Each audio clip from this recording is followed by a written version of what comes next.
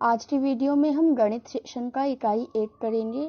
मैं बता दूं आपको, ये सेकंड ईयर का जो है ये मैथ का सब्जेक्ट है। इससे पहले फर्स्ट ईयर में भी हमारे पास गणित सेक्शन था और उसके 5 यूनिट जो है वो ऑलरेडी यहाँ पर चैनल पर अपलोड हो चुके हैं।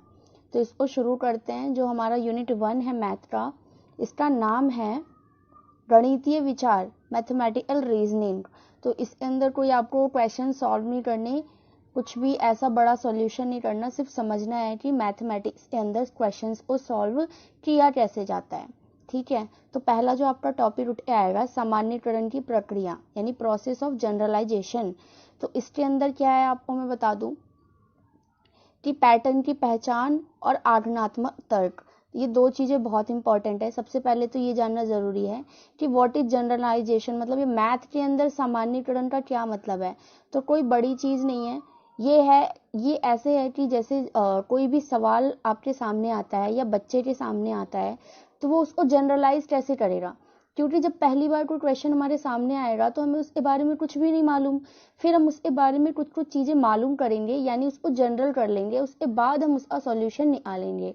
तो यही जनरलाइज जो है प्रोसेस हमारी होती है। इसके अंदर क्या होता है, उप विषय संबंधी उदाहरण पहचानना, कि जब भी आपके सामने क्वेश्चन आएगा तो हमें ये पहचानना पड़ता है उसके अंदर कि उससे रिलेटेड क्या चीजें हमें मालूम है। अवलोकन का पैटर्न पहचानना, कि जो क्वेश्चन है उसमें अगर कुछ पैटर्न दिया हुआ है तो वो कैसा है। पूर्व ज्ञान का प्रयोग करके निष्कर्ष बनाना और सामान्य करना, कि जितना भी हमारा मतलब पुराना ज्ञान है, जितना भी पता है, वो सारा उस क्वेश्चन पे लगाना और फिर उस क्वेश्चन को जनरलाइज कर लेना। तो इसके अंदर पैटर्न की पहचान का क्या मतलब है, उसका नेचर, आसपास की जो संख्याएं हैं उनको देखना और पैटर्न को जो है वो उसको हम पहचान लेंगे। जैसे कि अब यहाँ पे उदाहरण देखो, उदाहरण क्या है, सप्ताह के दिन, मंडे, संडे, ट्यूसडे, वेडनेसडे। अब हमें पता है कि ये जो सप्ताह के दिन है ये पैटर्न से दिए गए हैं, तो आगे वेडनेसडे के बाद हमारा थर्सडे, फ्राइडे, सैटरडे ऐसे आएगा। अब एक और देखो आप नीचे यहाँ पर कि किसी पर्दे का रंग, मान लो कोई पर्दा है जिसमें कलर है, पहले पीला है, फिर हरा है, फिर पीला, फिर हरा, आगे। अब हम इस पैटर्न को पहचान चुके हैं कि ये जो हमारा बड़ा सा पर्दा लटका हुआ है ये कलरफुल है, इसमें पहले पीला रंग भरा हुआ है इतना, फिर हरा, है ना, फिर पीला, फिर हरा, तो फिर दोबारा पीला आएगा, फिर हरा आएगा। तो इस तरीके से हमने पैटर्न को पहचान लिया है। उसी तरह देखो संख्याओं का पैटर्न क्या होता है, जैसे 1, फिर 4, फिर 9, फिर 16। तो ऐसे करके इनके बीच का गैप क्या है या फिर यहाँ पे जो है वो क्या हो रहा है आगे, इन पैटर्न्स को पहचानना। और देखो नीचे एक और दे रहा है, जैसे 2, फिर 4, फिर 6, फिर 8, तो अगला पैटर्न क्या होगा। तो इस तरीके से ये रीजनिंग वाले क्वेश्चन अगर आप आपने कभी किए हो रीजनिंग के मैथ के क्वेश्चन, तो बिल्कुल सेम वैसा ही है। रीजनिंग के मैथ के क्वेश्चन में क्या होता है, इन्हीं संख्याओं के पैटर्न को पहचान कर हमें आगे के पैटर्न निकालना होता है। ठीक है, और ये जो होता है ना हमारा पैटर्न पहचानना या जनरलाइज जो भी है, ये हमारा पहला चरण होता है मैथ में जब हम रीजनिंग के क्वेश्चन करते हैं। आगे चलते हैं, अगला जो हमारा टॉपिक है वो है आगमनात्मक तर्क, यानी कि अब कुछ ना कुछ उसमें हम अपना लॉजिक बिठाएंगे, पैटर्न की पहचान करके एवं विश्लेषित करके सामान्यकृत रूप देना, कि अब हमने पैटर्न पहचान लिया, अब उसको सामान्य रूप देंगे, उस क्वेश्चन को आगे सॉल्व करेंगे। तो देख लेते हैं दैनिक जीवन में हम आगमनात्मक तर्क कैसे करेंगे। यहाँ पर एग्जाम्पल है कि एक लड़के ने थोड़ी ऊंचाई से गेंद फेंकी, मतलब आगमनात्मक तर्क का मतलब होता है लॉजिक बिठाकर हम आंसर निकाल लें।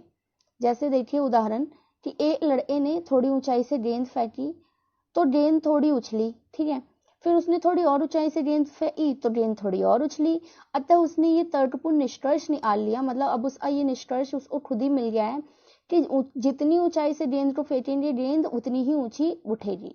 तो ये उसका आगमनात्मक जो है वो तर्क था। तो अगर हम, ये तो थी दैनिक जीवन का एग्जाम्पल। देखिए मैथ्स में ना, और मैथ ही क्यों, हर सब्जेक्ट में मैं कहती हूँ एग्जाम्पल्स बहुत इंपॉर्टेंट है अगर आप डीएलएड कर रहे हैं तो। अब यहाँ पर मैथ के अंदर देख लेते हैं आगमनात्मक तर्क का जो एग्जाम्पल होगा वो कैसे होगा, कि 10 से गुणा अथवा 100 से गुणा का पैटर्न खोजने में आगमनात्मक तर्क का प्रयोग। देखिए कि जब हमने 8 को 10 से गुणा किया तो ये जो 0 है वो 8 में जुड़कर 80 बन गया। वैसे ही 7 के साथ 70 वैसे 18 के साथ 180, यानी जब हम 10 से हम किसी भी संख्या को 0 कर रहे हैं तो उस संख्या में एक 0 ऐड हो जा रहा है। तो अब हम आगे ये जो 18 से 10 ये है, अब हम इसे 8 तो कर लिया, 9 से भी कर सकते हैं। क्या करेंगे, अब क्या करेंगे, हम 9 के साथ 0 लगा देंगे। हमें मालूम है कि 10 से गुना करना है यानी 1 0 बढ़ाना है। उसी तरह 100 से करने पे 2 0 बढ़ाने हैं। किसी भी संख्या को हम 100 से करेंगे 2 0 बढ़ जाएंगे। तो हमने क्या किया, इस पैटर्न में हमने खोज लिया कि यहाँ पर हमने आगनात्मक अपना तर्क लगा लिया कि हम 10 से अगर किसी भी संख्या को गुणा करेंगे तो 1 0 बढ़ाएंगे, 100 से करेंगे तो 2 0। तो ये होता है आगनात्मक तर्क। ठीक है, और देखिए कुछ त्रिभुज बनाकर विद्यार्थियों को दिया जाए। मान लीजिए कुछ त्रिभुज बनाकर विद्यार्थियों को दे दिया, प्रत्येक त्रिभुज के कोण मापने को कहा जाए तो वे प्रत्येक त्रिभुज के कोणों का योग अद्भुत पाते हैं। क्या पाते हैं, वो तीनों कोणों का योग 180 होता है। अब क्या हुआ, लास्ट में उन्होंने ये निकाल लिया निष्कर्ष आगनात्मक तर्क द्वारा कि कोई भी त्रिभुज हो उसके तीनों कोणों का योग क्या होगा, 180 होगा। तो ये हमारा आगनात्मक, ठीक है, होता है। आगनात्मक तर्क जो होती है वो होती है। उसके बाद इंपॉर्टेंट होता है यहाँ पे हमारा सामान्यीकरण को प्राप्त करने के चरण। कई चरण होते हैं कि सवाल जब सामने आता है तो आते ही हमारे लिए जनरलाइज नहीं हो जाता कोई भी प्रॉब्लम, तो उसमें भी कुछ चरण होते हैं, स्टेप होते हैं। पहला स्टेप होता है ऑब्जर्वेशन यानी अवलोकन करना, हम उसको देखते हैं, पैटर्न की पहचान करते हैं, फिर आगनात्मक तर्क लगाते हैं, इंडक्टिव रीजनिंग जो कि बहुत इंपॉर्टेंट है, आपके टॉपिक में भी है सिलेबस में। मैंने आपको 3 एग्जाम्पल से समझा दिया है। कल्पना का निर्माण करते हैं, इमेजिनेशन, और फिर कल्पना का सत्यापन की जो हम सोच रहे हैं क्या ये बिल्कुल ठीक है या नहीं, और लास्ट में वो हमारे लिए जनरलाइज हो जाता है। अब देखिए जनरलाइज का महत्व क्या है हमारे मैथ में। यह प्रक्रिया तर्क संगत रूप में चलती है, यह अवलोकन व चिंतन पर बल देती है, यह पूर्व ज्ञान का उचित प्रयोग करती है, कल्पना निर्माण में सहायक है, कल्पना को सत्यापित करती है, गणित पर विश्वास जो है वो उत्पन्न करती है, प्रोत्साहन को अनुभव देती है, बौद्धात्मक जो विकास होता है वो लाती है, और प्राथमिक कक्षाओं के लिए भी ये उपयोगी होती है। तो ये महत्व है, वैसे आता नहीं है बट अगर क्वेश्चन में आ गया तो आप इन पॉइंट्स को वहां पर एक्सप्लेन कर सकते हैं। अगला टॉपिक है हमारा गणित की संरचना, अभिग्रहित, परिभाषाएं और प्रमेय। 3 चीजें पढ़ेंगे हम, एक्सियम्स, डेफिनेशन और थ्योरम। तो अभिग्रहित क्या होता है कि कुछ ऐसे प्रकथन होते हैं जो सिद्ध किए बिना ही स्वीकार किए गए हैं, अभिग्रहित अथवा अभिधारणा कहलाते हैं। ये अनिश्चित होते हैं, इन्हें पोस्टुलेट्स भी कहा जाता है। देख लीजिए वे प्रकथन जो हाँ 2 चीजें हैं यहाँ पर। पहली चीज तो हमारा ये जो सिलेबस में है एक्सियम यानी अभिग्रहित। तो अभिग्रहित का मतलब ये होता है हम उसको सॉल्व नहीं करते, हम पहले से ही मान के चलते हैं कि हाँ भाई ये माना गया है कि मैथ में अगर हम क्वेश्चन करेंगे तो ये एक चीज है जो मानी गई है। तो ये होता है हमारा अभिग्रहित। अगर ये ज्यामिति से संबंधित होती है तो हम इसे अभिधारणा बोल देते हैं। अगर ज्योमेट्री से संबंधित कोई स्टेटमेंट है तो हम उसे पोस्टुलेट या फिर अभिधारणा बोल सकते हैं। वे प्रकथन जो सर्वमान्य सत्य हो, सर्वमान्य यानी सभी मानेंगे, और जो केवल ज्यामिति से संबंधित ना हो उन्हें हम अभिग्रहित कहेंगे। तो अगर ज्योमेट्री से रिलेटेड है तो हम उसे अभिधारणा बोलेंगे, लेकिन ओवरऑल है तो हम अभिग्रहित यानी कि एक्सियम जो हमारा सिलेबस में टॉपिक है वो कहेंगे। तो आप अगर अभिधारणा नहीं भी याद रखते हैं तो सिर्फ अभिग्रहित याद रखिए। फिर भी मैं आपको यहाँ पर बता देती हूँ कि अभिग्रहित और अभिधारणाओं में अंतर क्या होता है। उदाहरण के लिए देखेंगे, चलते हैं आगे। अभिधारणाएं आपको पता है ज्योमेट्री से रिलेटेड होगी, तो ये कोई भी एक रेखा बिंदुओं का समुच्चय है जिसे कम से कम 2 बिंदु कहते हैं। तो ये देखिए ज्योमेट्री से रिलेटेड है। ये सर्वमान्य सत्य है कि अगर हम 2 रेखाओं को जोड़ दें, यानी कि जो रेखा होती है इसमें 2 बिंदु तो जरूर होंगे, हालांकि इसमें बहुत सारे बिंदु हो सकते हैं लेकिन 2 बिंदुओं के बिना तो कोई रेखा बनेगी ही नहीं। यहाँ पर है एक ही वस्तुओं के 2 गुणे परस्पर बराबर होते हैं, कि अगर एक ही वस्तु का 2 गुना कर दें मतलब सेम टू सेम तो वो दोनों क्या हो जाएंगे, बराबर हो जाएंगे। ये तो सामान्य सी बात है। यहाँ पर फिर से दे रखा है कि एक सरल रेखा को अनिश्चित रूप से बढ़ाया जा सकता है। बिल्कुल अगर कोई रेखा ऐसी है तो उसे कितना भी बढ़ाया जा सकता है। तो ये ज्योमेट्री से रिलेटेड है, इसलिए ये हमारा पोस्टुलेट हो गया। इधर है एक ही वस्तुओं के आधे परस्पर आधा बराबर होगा, कि अगर 2 वस्तुएं समान है अगर उनको आधा आधा कर दे जाए तो वो दोनों बराबर होंगे, सीधी सी बात है। सभी समकोण एक दूसरे के बराबर होते हैं। ये देखिए ये यूक्लिड ने दिया है, तो यहाँ पर साथ में मैंने नाम भी लिखा हुआ है साइंटिस्ट का, साइंटिस्ट तो नहीं मैथमेटिशियन। उसके बाद यहाँ है कि यदि एक किरण एक रेखा पर खड़ी हो और दोनों आसन कोणों का योग क्या होगा, 180 होगा। जैसे ये एग्जाम्पल देखो, एक लाइन पे अगर एक विकर्ण खड़ी हो तो दोनों का जोड़ क्या होगा, 180 होगा। और देखो नेक्स्ट, किसी भी बिंदु को केंद्र मानकर त्रिज्या ले वृत्त खींचा जा सकता है। अगर हम किसी भी बिंदु को केंद्र मान लें और फिर त्रिज्या लेकर खींच दे तो वो वृत्त बन जाएगा, ये भी यूक्लिड ने बोला। उसके बाद इधर देख लेते हैं कि एस यदि नियम एक त्रिभुज को दी जाए तो इसके जो भुजाएं हैं, दो भुजाएं और जो तथा अंतर कोण जो एक होता है वो एक दूसरे के बराबर हो जाते हैं, तो वो ऐसे क्या हो जाता है, सर्वांग हो जाता है वो ट्राइंगल आपस में। तो ये कुछ चीजें ऐसी हैं जो कि एक्सियम से अभिग्रहित या फिर अभिधारणा है जो हम मानते हैं, हमें जो है इसको प्रूव करने की जरूरत नहीं है कि एक लाइन में दो बिंदु होने ही चाहिए, सबको मालूम है, पूरी वर्ल्ड में इनको मान्यता दी जाती है। तो ये हमारे एक्सियम्स होते हैं। आगे देखते हैं डेफिनेशन यानी परिभाषा। तो एक प्रकथन जो शब्द अथवा शब्दों के समूह को अर्थ प्रदान करे वही परिभाषा होती है। हम कई चीजों की परिभाषाएं करते हैं हिंदी में और अदर सब्जेक्ट में तो हम डेफिनेशंस करते ही हैं। तो डेफिनेशन एक्चुअल में होती क्या है कि शब्दों का समूह होता है जो अर्थ प्रदान करते हैं, सीधी सी बात है। लेकिन यहाँ पर मैथ की बात हो रही है तो हम मैथ से रिलेटेड ही करेंगे। जो मस्तिष्क में पूर्ण प्रत्यय का आधार भी तैयार कर देती है, मतलब डेफिनेशन कहीं ना कहीं पूरा कंसेप्ट भी क्लियर करती है। आवश्यकता पड़ने पर इसमें आकृतियों का समावेशन भी हो सकता है, डेफिनेशन के अंदर हम सिंबल्स भी यूज कर सकते हैं। ठीक है, अब देखते हैं परिभाषा के प्रकार क्या हैं। यहाँ पे कई टाइप की हमारी डेफिनेशंस दी हुई है। पहला फिलोसफिकल डेफिनेशन है, दार्शनिक परिभाषा। देखिए आपके सिलेबस में टॉपिक है परिभाषा, तो इसके टाइप भी आपके लिए इंपॉर्टेंट है, तो इसको छोड़ेंगे नहीं। तो दार्शनिक परिभाषा ये केवल शब्दों या भाषा से बनी होती है, इन्हें समझना थोड़ा कठिन होता है क्योंकि फिलोसफिकल लैंग्वेज होती है। जैसे कि बिंदु और क्या सीधी रेखा की परिभाषा जो होती है वो हमारी फिलोसफिकल होती है। उसके बाद आता है निवेचनात्मक परिभाषा, एक्सप्लेनेटरी डेफिनेशन। तो इसमें क्या होता है, शब्दों के साथ साथ उचित एवं अंकित चित्र अभिप्रयोग होता है, ये सरल होती हैं। जैसे कि त्रिज्या खंड की परिभाषा, जैसे कि त्रिज्या खंड की परिभाषा में क्या करेंगे, त्रिज्या बनाकर उसमें जो हमें दिखाया जाएगा कि ये त्रिज्या की परिभाषा होती है, या त्रिज्या जो होती है वो किसी वृत्त का आधा हिस्सा जो होता है वो लाइन होती है।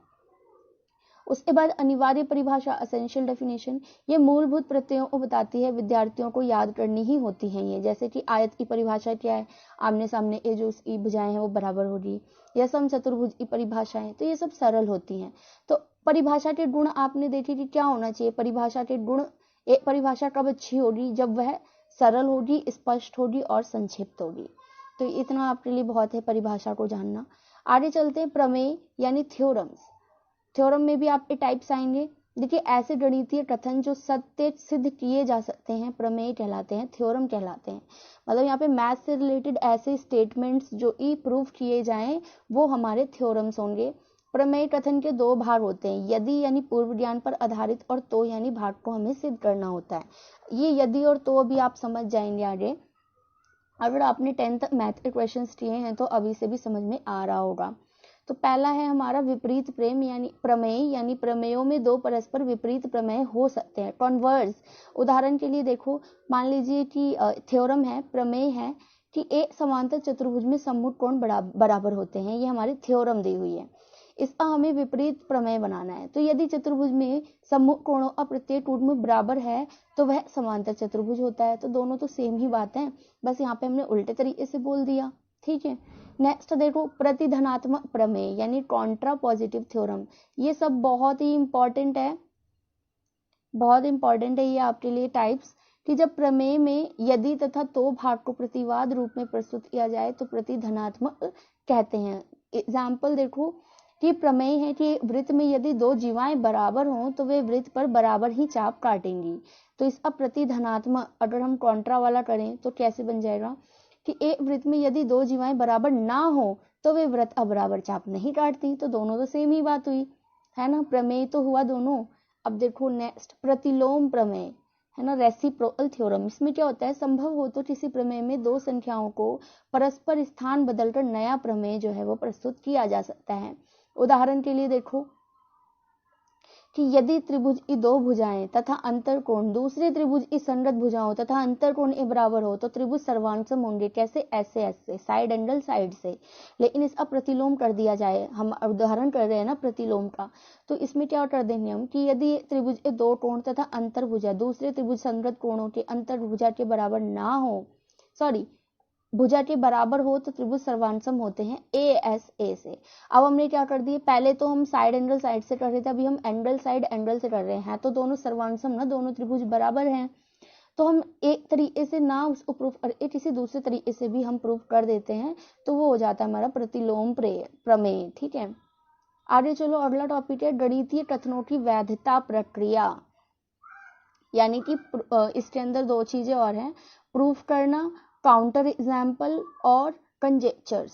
ठीक है, उपपत्ति, प्रत्युदाहरण, अनुमान, इनसे हम क्या करते हैं, गणितीय कथनों की वैधता प्रक्रियाओं को सिद्ध करते हैं। तो सबसे पहले देख लेते हैं गणितीय कथन होते क्या है। मैथमेटिकल स्टेटमेंट, आप जरूर सुनेंगे इसको। मैथमेटिकल स्टेटमेंट क्या होते हैं?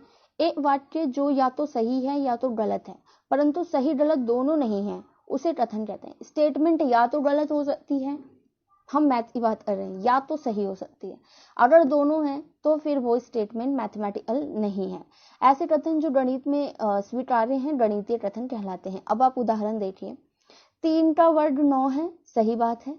2 का वर्ग 5 है, ये तो गलत है, लेकिन ये स्टेटमेंट तो है ना। मैंने कहा गलत हो सकता है लेकिन स्टेटमेंट होना चाहिए, तो ये दोनों ही स्टेटमेंट है।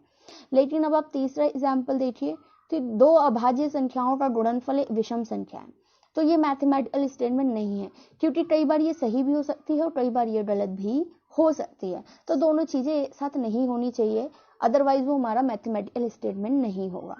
गणितीय भाषा में विस्मयबोधक, आदेश सूचक और प्रश्नवाचक वाक्यों को कथन नहीं माना जाता। जो जो चीजें हमारे मैथमेटिकल स्टेटमेंट नहीं होती वो बता रही हूँ मैं आपको। क्वेश्चन आ जाता है जैसे कि कितना बड़ा, है ना, कितना बड़ा किसी चीज को देखकर, या फिर 5 में 9 जमा करो। देखो यहाँ पे 4 लिखना भूल रही, 5 में 9 जमा करो, ये आदेश दिया जा रहा है, तो ये कोई गणितीय स्टेटमेंट नहीं है। आपका गणित शिक्षक कौन है, नाम पूछ रहे हैं, तो ये भी हमारा मैथमेटिकल स्टेटमेंट नहीं है। तो ऐसे जो स्टेटमेंट है वो मैथमेटिकल नहीं होंगे।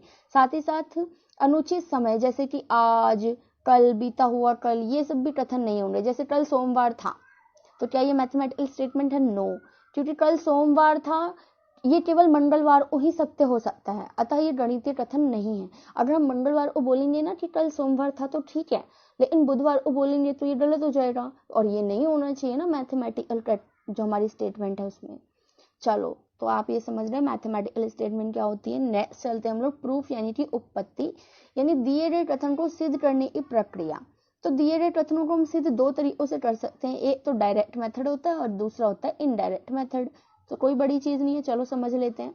प्रत्यक्ष विधि और अप्रत्यक्ष विधि। तो प्रत्यक्ष विधि में क्या होता है, अभिग्रहितों यानी जो एक्सियम्स होते हैं, परिभाषाएं होते हैं, और पूर्व ज्ञान का प्रयोग करके हम उपपत्ति नियमित की जाती है। ठीक है, उदाहरण के लिए एक प्रकथन है, मान लो कि 2 प्रतिच्छेदी रेखाओं के शीर्षाभिमुख कोण बराबर होते हैं, कि अगर हम ऐसे करते हैं तो इधर इधर के कोण जो होते हैं वो बराबर होते हैं। ठीक है, चित्र को देख लीजिए। अब इसमें हम क्या करेंगे, डायरेक्ट मेथड से इसको सॉल्व करेंगे। पहले हम पूर्व ज्ञान लगाएंगे कि प्रतिच्छेदी रेखा का शीर्षाभिमुख कोण जो है वो हम ऐसे देखेंगे कि A B and C D, और ओ जो है वो प्रतिच्छेद कर रहा है, तो L1 कह रही हूँ, sorry, angle 1, angle 2, angle 3, angle 4 जो है वो बन रहे हैं हमारे पास। सिद्ध युग्म हमें क्या करना है कि एंगल 1 3 ए बराबर है, 2 4 ए बराबर है। अब हम क्या करेंगे, उपपत्ति यानी जो हम प्रूफ करेंगे कि ए बी है, तो क्योंकि प्रतिच्छेदी विकर्ण आ रहा है तो ये दोनों 180 होने चाहिए, तो एंगल 1 प्लस एंगल 2 कितना होना चाहिए, 180। देखिए यहाँ पे 180 होगा, मैंने 18 लिख दिया गलती से। ये पूर्व ज्ञान रैखिक युग्म है, यानी हम अपना पिछला जो ज्ञान है उसे यूज कर रहे हैं। अब नेक्स्ट देखते हैं हम, सी डी रेखा है और इस पर एंगल 2 और 3 है, जो कि टोटल मिलाकर 180 और यहाँ। अब लास्ट में देखेंगे हम angle 1 plus angle 2 equals to angle 2 plus angle 3, ये हमने यहाँ पर निकाला। तो सेम इसी तरीके से एंगल 1 बराबर में एंगल 3 हो जाएगा, और जैसा इसका कॉन्ट्रावर्स कर देंगे तो हम एंगल 2 बराबर एंगल 4 हो जाएगा। तो ये हमारा डायरेक्ट मेथड से हमने प्रूफ कर दिया। तो यही था हमारा प्रूफ करने का डायरेक्ट मेथड। अब देखते हैं इनडायरेक्ट मेथड क्या है। तो अप्रत्यक्ष जो विधि है, जो कथन प्रत्यक्ष विधि से सिद्ध नहीं किए जा सकते, उन्हें हम इससे करते हैं, अप्रत्यक्ष विधि से। इसमें क्या होता है, उदाहरण ये एक प्रकथन है कि यदि n2 विषम पूर्णांक है तो n भी विषम पूर्णांक होगा, ये कह रहे हैं ऐसा। तो अब इसको प्रूफ कैसे करेंगे हम लोग, कि माना जो हमारा n2 विषम पूर्णांक है तथा n विषम पूर्णांक नहीं है, कल्पना कर लो। तो जब हम इसको सॉल्व करने में नीचे लेकर आएंगे, तो यहाँ पर मैंने सॉल्व करके एग्जाम्पल दे रखा है कि n माइनस जो है, n बराबर जो है वो सम है मान लो, ठीक है। उसके बाद n बराबर 2 के धनात्मक पूर्णांक k के लिए अब n2 जो बराबर हो जाएगा वो 4k की स्क्वायर हो जाएगा। अब उसके बाद इसमें से कॉमन ले लेंगे तो 2 बाहर आ जाएगा और अंदर 2k स्क्वायर, तो n2 जो है वो यहाँ पर सम पूर्णांक आ गया। अब जो है हम कल्पना का अंतर्विवाद करते हैं कि n जो है वो सम नहीं है, अर्थात n2 जो है वो विषम पूर्णांक है, तो तभी तो जो n है, n भी विषम ही पूर्णांक है। तो इस तरीके से हमने इनडायरेक्टली सिद्ध किया, जैसे वहां पर था विषम विषम तो हमने उसको सम करके प्रूफ कर दिया, तो ये हमने इनडायरेक्टली इसको प्रूफ किया है। तो प्रूफ करने के दो तरीके यहाँ पर है, प्रत्यक्ष और अप्रत्यक्ष विधि। दोनों की डेफिनेशन और एग्जाम्पल भी मालूम होना चाहिए। नेक्स्ट टॉपिक जो हमारा काउंटर एग्जाम्पल यानी प्रत्युदाहरण। तो ये कैसा एग्जाम्पल होता है, देख लीजिए, बड़ा ही इंटरेस्टिंग है कि किसी भी कथन को सत्य सिद्ध करने के लिए एक उदाहरण या कुछ उदाहरण पर्याप्त नहीं होते, ठीक है, जबकि केवल एक उदाहरण कथन को सत्य असत्य सिद्ध करने के लिए पर्याप्त है। ऐसे उदाहरण को ही प्रत्युदाहरण कहते हैं। मतलब किसी भी चीज को प्रूव करने के लिए हमें बहुत सारे एग्जाम्पल देने पड़ते हैं, लेकिन कहीं भी वो एग्जाम्पल जो वहां पर फिट नहीं बैठा तो वो हो जाता है हमारा काउंटर एग्जाम्पल। जैसे कि प्रकथन है कि दो अभाज्य संख्याओं का योग्य भी जो योग्य है वो अभाज्य नहीं होता, लेकिन अगर हम इसका प्रत्युदाहरण कर दें तो 2 जमा 3 5 हो गया, ये तो अभाज्य है ना, क्योंकि देखो 2 अभाज्य है, 3 भी अभाज्य है, और इन्होंने कहा था कि 2 अभाज्य संख्याओं का योग अभाज्य नहीं होता, जबकि हमने जो आंसर निकाला वो भी अभाज्य है। तो ये कैसा एग्जाम्पल हुआ, हमारा प्रत्युदाहरण हुआ। यद्यपि 3 जमा 5 8 है, 5 जमा 7 12 है, मतलब यहाँ पर तो सिद्ध हो रहा है कि 2 अभाज्य संख्याओं का योग जो है वो भाज्य है, लेकिन हमने जो ये एग्जाम्पल ये 5 वाला निकाला है 2 जमा 3 करके, ये इसको गलत सिद्ध कर रहा है। तो ये एक ऐसा एग्जाम्पल है जो प्रत्युदाहरण है, काउंटर एग्जाम्पल है। आगे चलते हैं, अनुमान या फिर कंजेक्चर जिसको बोलते हैं। तो वास्तव में कंजेक्चर जो होता है वो बुद्धि युक्त गणितीय अनुमान होते हैं, जो पैटर्न को देखकर हम तुरंत ही समझ जाते हैं। जैसे उदाहरण के लिए देख लीजिए, यहाँ पर 1 + 3 + 5 = 9 आ रहा है, 3 + 5 + 7 = 15 आ रहा है। तो इसको ना किस तरीके से पैटर्न में बढ़ रहा है, हम इसको बिना सॉल्व किए भी नीचे आगे कर सकते हैं, सिर्फ पैटर्न को पहचान कर। जैसे यहाँ पे 1 के बाद 3 फिर 5, यहाँ पे हमारे पास एक एक का गैप जा रहा है बीच में, ठीक है। वैसे यहाँ पर भी देख लीजिए, तो यहाँ पर भी कुछ ना कुछ गैप जो है वो बीच में हो रहा है। तो लास्ट आंसर हम यहाँ पे अनुमान लगाकर निकाल लेंगे, जैसा कि गवर्नमेंट जॉब के एग्जाम्स वगैरह में बच्चे इसको यूज करते हैं कंजेक्चर को। तो निम्न में से कोई भी कंजेक्चर बन सकता है, जैसे कि यहाँ पे 3 क्रमागत विषम संख्याओं का योग विषम होता है और 3 क्रमागत विषम संख्याओं का योग 3 से विभाज्य है। तो इनका भी हम कंजेक्चर या फिर अनुमान लगाकर निकाल सकते हैं। नेक्स्ट चलते हैं, हमारा टॉपिक है जो वो है समस्या समाधान, यानी कि प्रॉब्लम सॉल्विंग इन मैथमेटिक्स। तो विद्यार्थियों के सामने हम वास्तविक जीवन से जुड़े गणितीय समस्याओं को प्रस्तुत करते हैं और उनके द्वारा तर्क शक्ति, बुद्धि और प्रमेय, यानी जो भी उनकी थ्योरीज वगैरह उनको आती हैं, उससे वो क्या करते हैं, उसका समाधान निकालते हैं। यहाँ पर जो शिक्षक की भूमिका होती है वो पैसिव होती है, निष्क्रिय होती है। यह प्रक्रिया रुचिवान और आत्म प्रेरित होनी चाहिए। समस्या समाधान के अंतर्गत किस प्रकार के प्रश्न हम ला सकते हैं, ये इंपॉर्टेंट है। आप वस्तुनिष्ठ प्रश्न लाइए, एमसीक्यू, गद्यांश आधारित, पैसेज बेस्ड, सिक्कों की पहेली, कॉइन पजल, तथ्य पर पहेली, लॉजिकल प्रॉब्लम, जादुई वर्ड यानी मैजिक स्क्वायर। और उपरोक्त समस्या समाधान गतिविधियों को हम 2 भागों में बांट सकते हैं। मतलब ये जो हमने 5 टाइप के मैंने आपको क्वेश्चंस बताए हैं, इनमें हम 2 तरीके के क्वेश्चंस बना सकते हैं।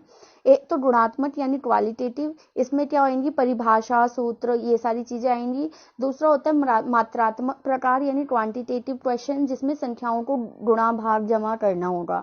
तो इन 2 टाइप के क्वेश्चन हम एमसीक्यू में भी डाल सकते हैं, पजल में भी डाल सकते हैं, उन 5 में हम डाल सकते हैं। नेक्स्ट चलते हैं, क्रिएटिव थिंकिंग इन मैथमेटिक्स, ये लास्ट टॉपिक है हमारा इस यूनिट का, कि गणित में रचनात्मक विचारधारा क्या होती है। तो गणित, ये लास्ट ईयर भी टॉपिक हमने किया था।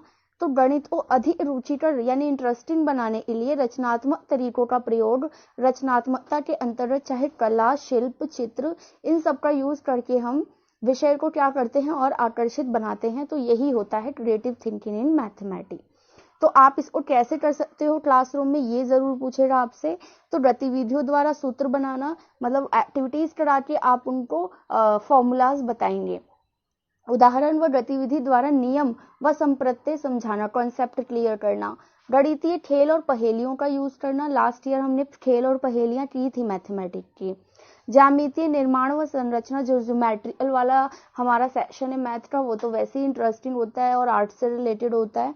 ज्यामितीय प्रतिरूप बनाना, संख्याओं के प्रतिरूप बनाना, और दैनिक वास्तविक जीवन से जुड़े गणितीय समस्याएं देना, और वैकल्पिक विधियों द्वारा समस्याओं का समाधान करना, वहां पर हम बच्चों को सिखाते हैं। तो ही हमारा जो मैथमेटिकल जो है वो क्रिएटिव होता है थोड़ा, और बच्चों के लिए इंटरेस्टिंग भी हो जाता है।